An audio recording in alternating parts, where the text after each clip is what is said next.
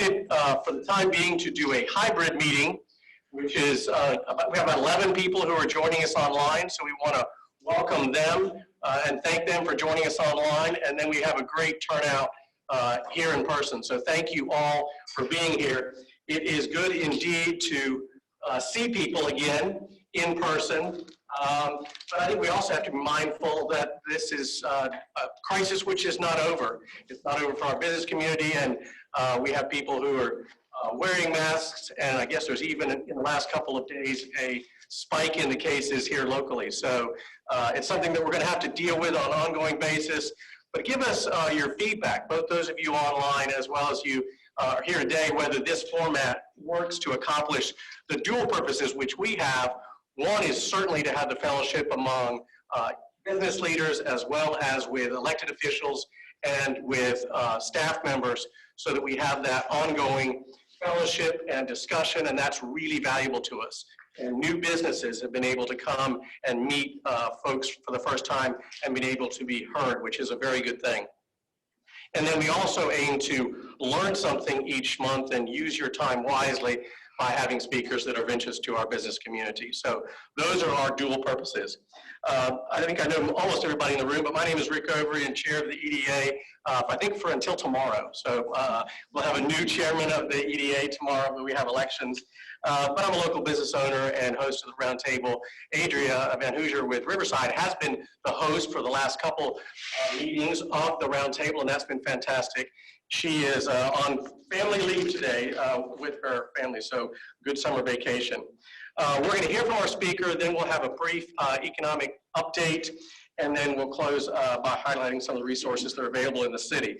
But we want to have the program over in about 30 minutes, so there's still a little bit of time for fellowship at the end, since we're adjusting our program. Are there any new people who've never been to an economic roundtable? I think there are several, so please just stand up and introduce yourselves, and remember to speak loudly, because we are, there's a microphone somewhere in here. Thank you. My name is Amy Gooch, and I'm with Old Point. I'm a commercial banker, and I'm glad to be here. Thank you. Thank you. Sherry Green has been coming, and we're glad to have you. Thank you for being here. Yeah. I'm Claire Boichi. I'm with Melon Street Creative. And actually, I was introduced to this a long time ago, but I just have never made it. And then I saw that Shawn was speaking, and I was curious what's happening. So anyway, nice to see you. Nice to see you. Hi, I'm Stacy Kern-Shear. I'm director of the clinical programs at the William Mary Law School. And one thing that we are looking forward to in the future is possibly developing a small business clinic to get law students involved in local business development. So looking forward to talking with some of you maybe about that in the future. Thank you all for being here. We really appreciate it. We also want to thank our Senator Monty Mason for taking time to be here. Really appreciate you being here. You've been a long advocate at the EDA and around not only the community, but your district and even at the state level. So thank you for your service. We appreciate it. And then we also have two members of City Council. Caleb Rogers is in the back and Barbara Ramsey's up front. So we again thank you all for coming and participating as well. Even as the economy continues, the challenge as we've come out of COVID has been the workforce. I was with two business owners at breakfast this morning, and we just hear it over and over and over again. The challenge is getting people back to work, and all of our businesses are having difficulty finding workers, to the point where many are closing on one or more days of the week because they simply can't open. I went downtown on Friday of the 4th of July weekend, and one of our major downtown restaurants could not open because they didn't have staff. This is on the Friday of the 4th of July, so it presumably would have been a great business day for them.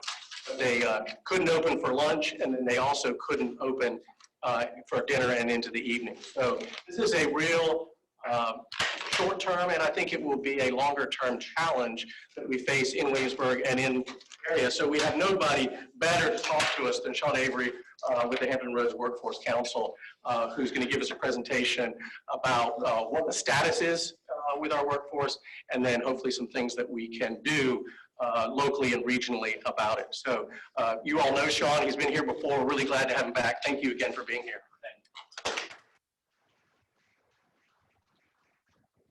No pressure. I've got two people here that said they came just to see me. But thank you for having me today. Yes, the workforce is a big issue right now. I'm Shawn, Avery, President and CEO of the Hampton Roads Workforce Council. Worked many years with Michelle and economic development. We truly see ourselves as an economic development organization, but focused on the talent side of the house. So making sure we have the workforce to be successful. And before COVID, we were humming. It was good. Everything was good. You know, we would hear from employers who were having issues finding quality talent. More around that was skills, really connecting them with the right skills to get in that workforce. Now it's just sheer number games, figuring out how we find the individuals who can go into these positions. So I'm going to talk to you a little bit about what we're doing, and love questions, love to hear your comments on what's going on in the region. That's how we really keep things going. And then we'll kind of have a little conversation going forward. So if I would have came and talked to you this time last year, I would have told you about 2 weeks earlier, we had just finished a merger of 2 organizations. So we used to just represent the 8 cities and counties on the south side, and there was an organization that represented the peninsula all the way up here that was called the Peninsula Council for Workforce Development, or the Greater Peninsula Workforce Board. But we were both hearing from employers that they were just tired of having to work with 2 organizations. We were doing the same thing. We were constantly tripping over each other. When a prospect came to town to talk about moving here, if they were coming to the south side, they had to talk to us. If they were coming to the peninsula, they had to talk to the Peninsula Council. And so we said, you know what? Let's get rid of this. Let's figure out how we can bring together 2 regional organizations who are fairly large size. We were the #1 largest workforce board in the Commonwealth. Peninsula was the 4th largest. And say, let's wipe out these lines so that a business doesn't care where they're getting their workforce. And so thank you to your elected officials. You actually voted for us to merge together. And so July 1, we became the Hampton Roads Workforce Council, representing all 15 cities and counties. What this gives us is the ability to work as one, but it also makes us the super largest workforce board in the Commonwealth. So when you're at the state talking about workforce development, look for us. We now represent 25% of all the workforce development funds that come through the U.S. Department of Labor to the Commonwealth. So in our region, it gives us a lot of assets to make things happen. We were able to expand our footprint. We have 6 Virginia Career Work Centers, which are our centers where you can actually, an individual can go and get connected with workforce or employer opportunities. One of them is right around the corner at the Thomas Nelson campus, right up here at the Historic Triangle. And we now have 2 veterans employment centers, one in Norfolk, and we just opened up a brand new one in November in Newport News. And so I'm going to delve deeper into all those efforts as well. So us, like economic development, we have targeted industries that we're focusing on to really drive home success. So we don't want to get somebody any training that's in basket weaving, because unfortunately there's just not a big basket weaving industry here in Hampton Roads. So we don't push those anymore. What we're focusing on are the same ones that economic development are focusing on for the most part. Healthcare, big in our region. And I'm not just talking, making sure we get the nurses and the healthcare, but bioengineering and biopharmaceuticals, we're looking at that. Advanced manufacturing, anything associated with the building of something. Shipbuilding, ship repair, offshore wind, anything associated with the water, we're heavily involved in. We're actually leading the efforts around workforce development for the offshore wind industry and in the Commonwealth. Food and beverage manufacturing, logistics, warehousing, we're very much focused on those efforts. Business consulting, information technology, security, cybersecurity, tourism and recreation, which I know is huge up here. We've been working with the Chamber of Commerce on some projects around creating tourism and creating the workforce for tourism. And so those are really the big ones, but if a business came to us and said they're growing or expanding and they're not in one of those, we will definitely work with them and make things happen. So how do we do that though? So again, pre-COVID, humming. Things were really moving well. We had people flowing through our centers in a great work, and then it all kind of came to a stop when we had to shut down our centers just like you did, switched everything to virtual. Now we're back open, and we're trying to get the people back into the office. So what we launched this January was a campaign called Let's Go to Work. Everything we're doing is associated around let's go to work. Let's get individuals back into the workforce. Let's get them into skilled trades. Let's get them into training programs. Let's get them the support that they need, such as childcare, anything that they would need to be successful. So you may have seen this ad running on your bus systems up here. We've been running them nonstop. We've got ads on TV. And it's really around connecting them to our services, but then the employment opportunities that come around that. So these are our 4 major programs that we really focus on, is our Veteran Centers, we have our Virginia Career Work Centers, Campus 757 is around retaining our talent in the region. We just launched that, so it's working with all the schools. I'll delve into each one of those more importantly. Next Gen Pathways, we were talking earlier, this is around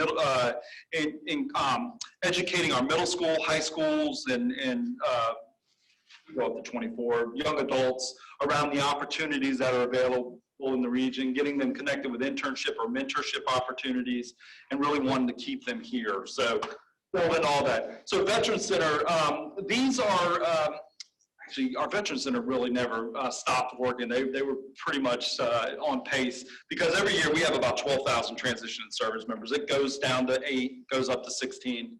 It varies.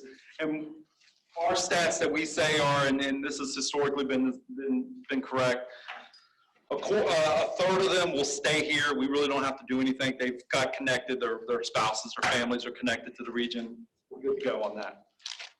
But the other 2/3, they're either going to go home because they've not get connected to an employment opportunity or an educational opportunity, or they just don't know what to do. I mean, they're just flying in lingo there, don't really know what's going on. And what we were finding was that there's not a lack of services for veterans or transition service members in our region. There's an abundance of them, but it's like darts getting thrown at our transition service members. It gets overwhelming, and within those darts, there's some bad seeds that are predatory and trying to take advantage of them.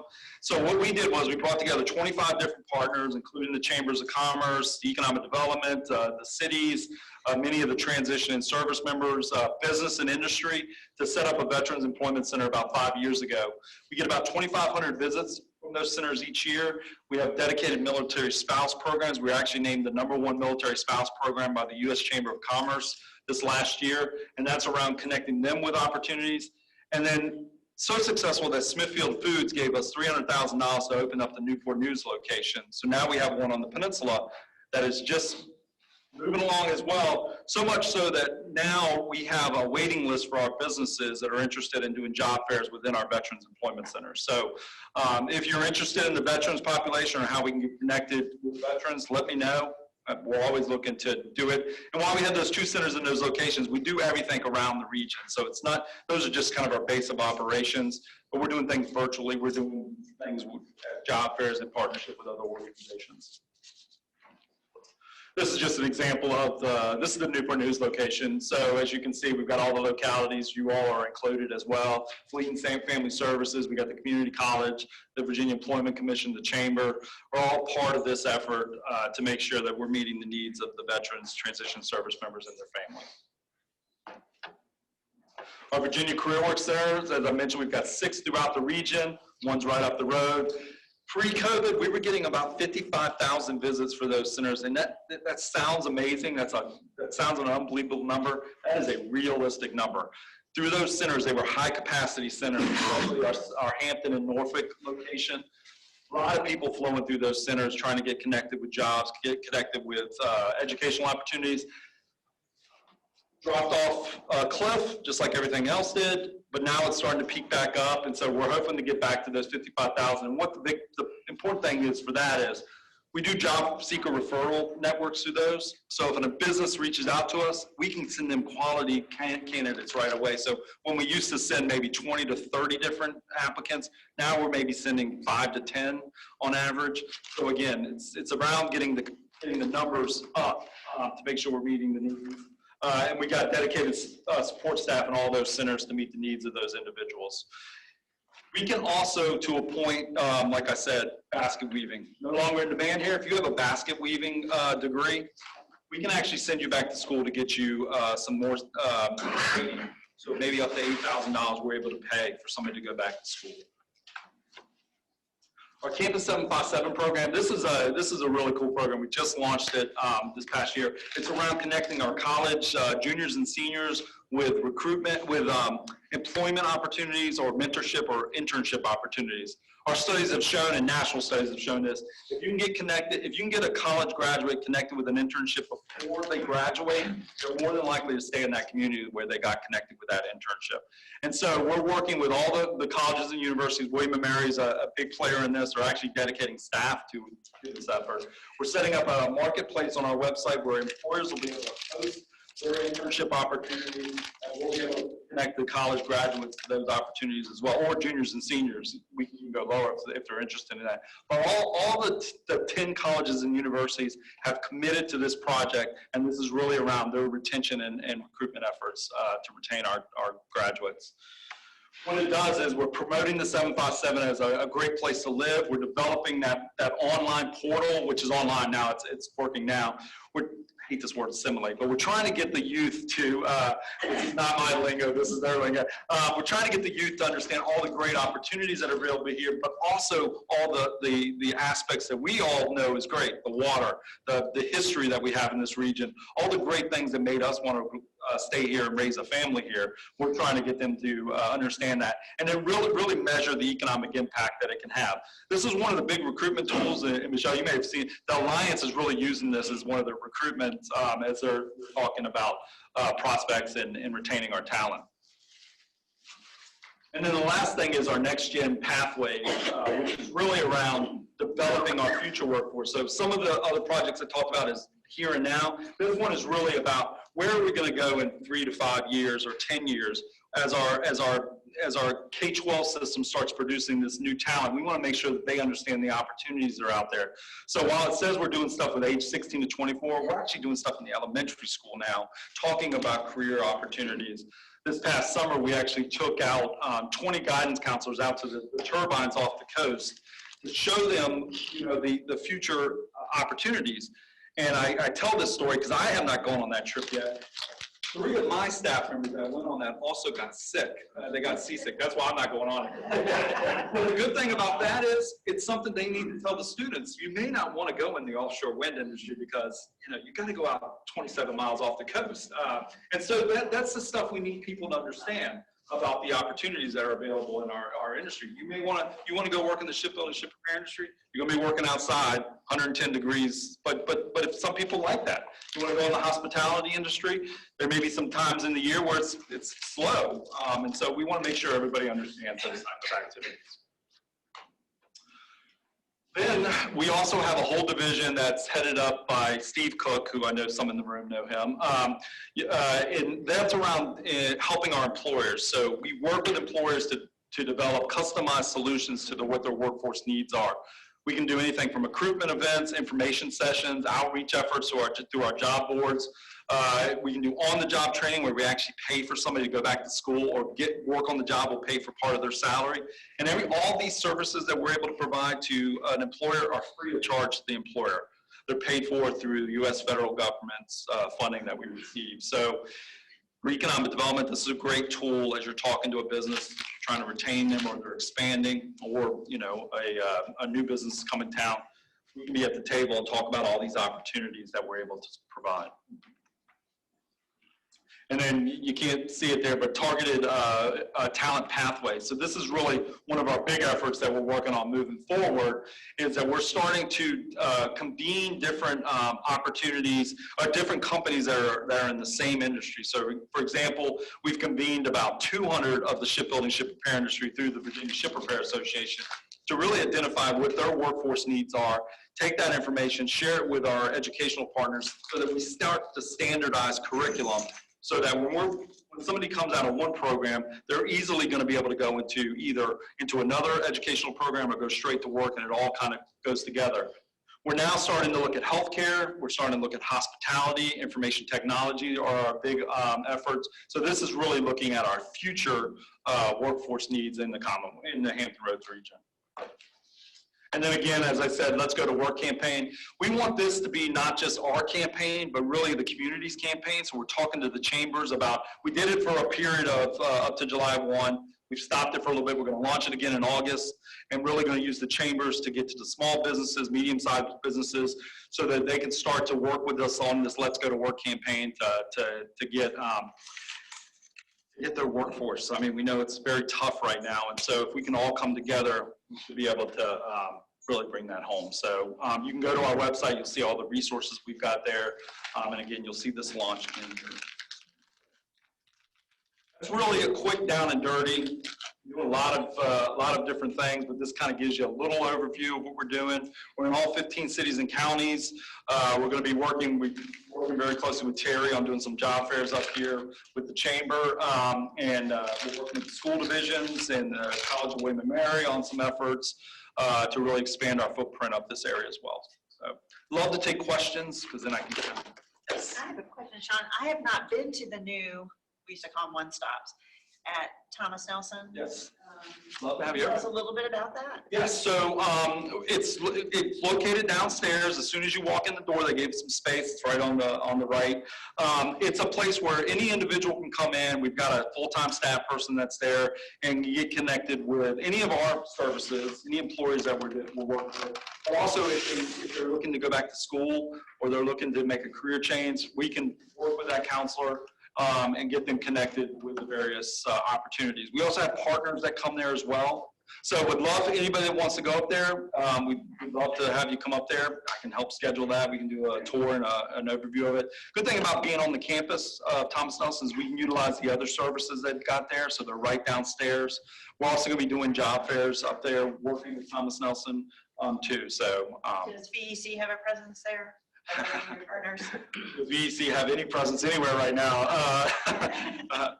Monty, I know you got to work on it. VEC, are they sending anybody up there? I don't know if they're sending anybody up there now. They have most of their services now where you can do it online. And our staff is very much educated on those services. So if the VEC staff's not there, and I'll double check and I'll send you an email on that. I know that they just reopened most of their centers back up here recently, so they're not getting out very often. What is the staffing for that center? Who staffs it? Are they open most days? Yes, yes, and I'll send that out too. You know, Thomas Nelson closes, during the summer, so they're basically on the Thomas Nelson schedule. Thank you. And we have one dedicated staff person that's up there. And when we have special events, we'll send additional staff up there. Our business services teams will come up there as well. So, our youth team will come up there as well. So. We'll try and put that information on the website and also send it out to the attendees of who that person is. Yeah, I'll send you some information. I'll do a follow-up email on this. Other questions? So childcare. We know we had a major crisis during COVID. The Peninsula really came together and had a really good initiative through the United Way. We're touting $1.6 billion worth of money, more Virginia preschool initiative slots, mixed delivery, public money going to private places. We still feel like we're $300 million short to raise the Fed, blah, blah, blah. We know we got a major capacity problem. From your seat, how do we target your region from the workforce side as far as getting people back to doing the work and the jobs? How do we expand capacity for the places that we have? And we know we're super short, and 86% of the people would say, I'd go back to work if I had childcare. If you were managing the initiative in Southeastern Virginia, how do we go about doing it? That's a tough question. Yeah, That's a tough question. And we don't know the answer. And honestly, this is not my sweet spot on the childcare. We work with Smart Beginnings, -9 to 5 on these efforts. This is where we rely on our partners who are really involved in those efforts. What we do tell employers, this is an employer side of the house as well. We tell employers you may need to be a little more flexible at this point in time. With the lack of capacity in childcare, if you've got the ability to work from home as much as possible, we suggest to do those things as well. We're looking at recruitment efforts for the childcare. It's really a capacity issue. Is there enough childcare? One of our staff members today, child is in childcare. They had a COVID outbreak, so that whole center's closed. I mean, so no, she's got to work from home for this week. And so I think You know, they're another industry where we've got to raise the wages for childcare providers. You know, and I know that means that the cost for childcare is going to go up. But the good thing is there's a lot of money out there right now to help subsidize childcare for individuals. We got $1 million grant from the U.S. Department of Labor just to provide support services. We're actually managing that contract for the whole state. We're partnering up with resources that are coming out of the Commonwealth, other resources that we have as well. But I think it's going to be a long-term issue that we've got to figure out, and we've got to be flexible.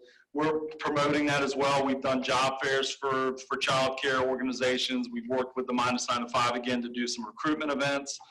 But it's a tough call. It's a tough call because many of the people who are childcare providers are also they have children of their own as well.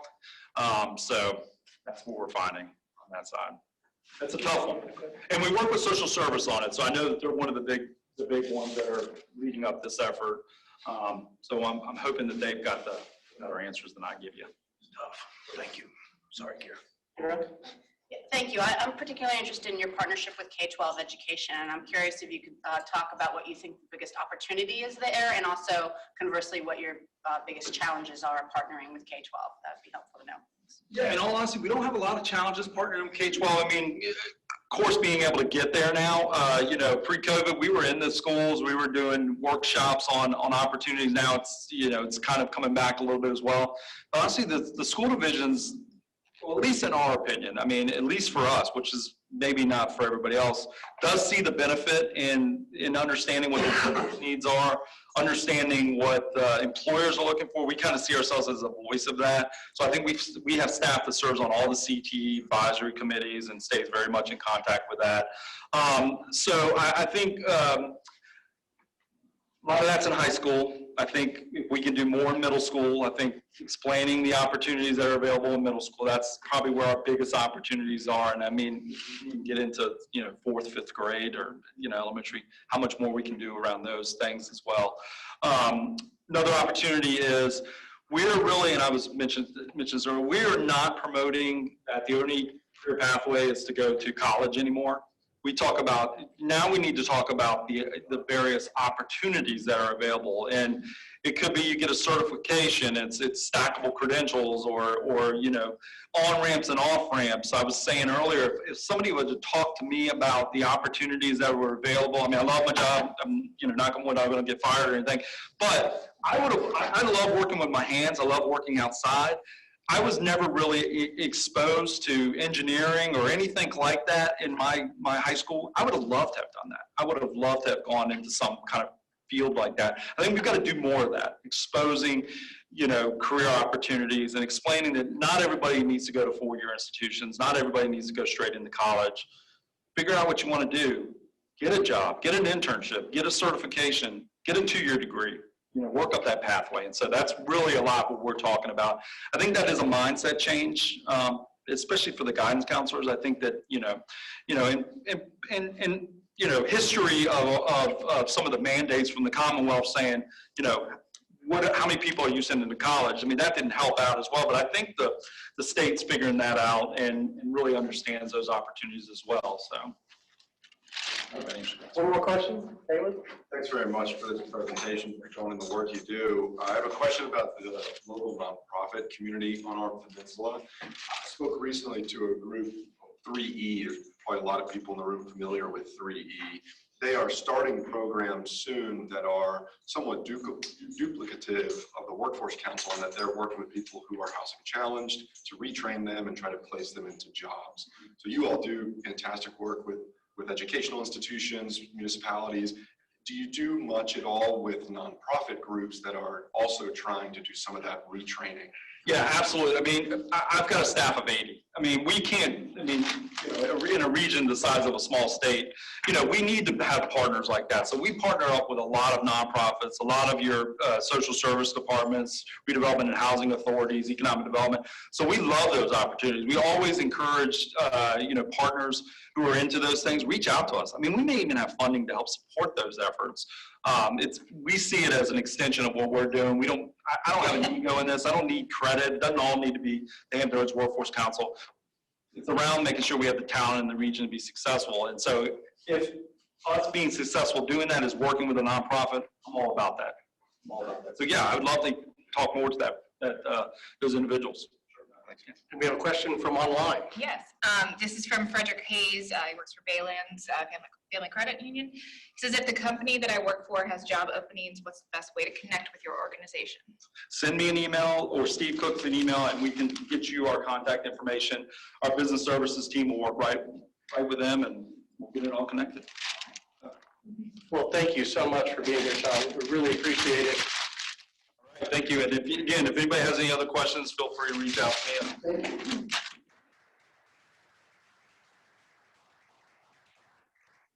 Before Shawn leaves, I know you have small group. Take a quick picture at the end if At we the can. end, once Yeah, you're that'd be done. great. So don't leave, if you can say. When I look at that super region, that's a good thing, but then I look at Williamsburg and like all the other things with the super region, we're on the very edge of that region. And so we're halfway to Richmond when you're down in, well, all the way, halfway to Richmond if you're in Norfolk, but we're on the edge of that region. So thank you for being up here today. We really appreciate you coming to the edge of the district. It's hard sometimes to get attention for what we're doing up here. And our needs are slightly different. We have many of the needs that you outlined, but I also thought of WARA, our restaurant association, and the Hotel Motel Association. That would be great to get you in front of because they are also really struggling with this. And our police and fire. You know, we've just increased salaries and are still trying to find recruits in both departments. So it's across the board, but really appreciate you coming up here, sharing your time and expertise. So thank you for being here.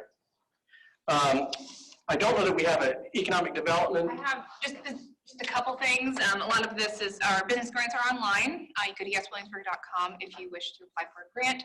And then also our next business roundtable, I think we're still going to look at the hybrid format. Many of you may remember Laura Messer worked for James City County. She now works for the Virginia Tourism Corporation as their destination development specialist. Last year, Stacy Martin with VTC presented, and Laura is the new Stacy Martin, so she will be presenting next month. So we look forward to that. Thank you, Joanna. She and Yuri are still doing an incredible job, one person down. So thank you for all that you're doing, but I also encourage our businesses to reach out to you all. There are still grants available, there are still services available, and these two are excellent resources for all of our business community to reach out to. I apologize to those online that you had to wait 15 minutes, and before August, we'll figure out what the run of the show is so that we don't leave you on hold. But we've had great attendance today. I thank you all very much in the middle of summer for coming out and learning. And please go take care of each other and yourselves and make it a great day to do business in Williamsburg. Thanks for being here.